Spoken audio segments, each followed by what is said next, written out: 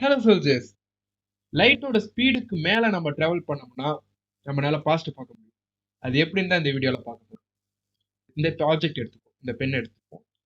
இந்த பென்னில் வந்து light reflect ஆகி என் கண்ணுக்கு வந்து 30 கோடி மீட்டர் per செகண்ட்ல வந்து இதோட பெண்ணை பத்தியான இன்ஃபர்மேஷன் வந்து லைட் மூலியமா என் கண்ணுக்கு ரீச் ஆகிட்டு இருக்கு.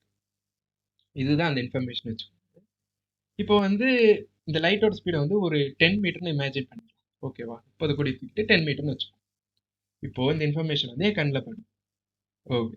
இப்போ ஒரு 20 மீட்டர் தள்ளி இருக்கிறது வந்து இந்த இன்ஃபர்மேஷன் ஒரு 1 செகண்ட் வந்து டிலே, நான் பார்த்ததோட 1 செகண்ட் டிலே ஆகி தான் அந்த இந்த இன்ஃபர்மேஷனை அவர் பார்ப்பார். இதுதான் நான்.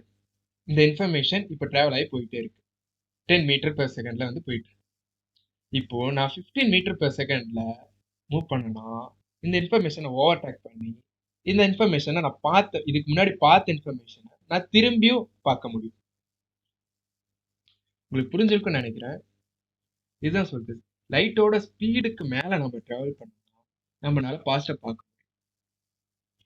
ஆனா அக்கார்டிங் டு ஸ்பெஷல் ரிலேட்டிவிட்டி படி நம்மளால லைட்டோட ஸ்பீட்லயும் போக முடியாது, லைட்டோட ஸ்பீடுக்கு மேலேயும் போக முடியாது. ஓகே சொல்றஸ், அவ்வளவுதான். இந்த வீடியோ உங்களுக்கு அண்டர்ஸ்டாண்டபிளா இருந்ததுன்னா கமெண்ட்ல புரிஞ்சதுன்னு போடுங்க, அண்டர்ஸ்டாண்டபிள் போடுங்க. புரியலின்னு போடுங்க. நான் இந்த வீடியோ இன்னொரு டைம் ஒரு ரீடேக் பண்ணி இதை பத்தி உங்களுக்கு நான் என்ன தெளிவா எக்ஸ்பிளைன் பண்ணேன். நான் சொல்றேன், மறந்துடாதீங்க வீடியோக்கு லைக் பண்ணிருங்க, நம்ம சேனல் சப்ஸ்கிரைப் பண்ணுங்க. Bye bye. பிடிச்சிருந்ததுன்னா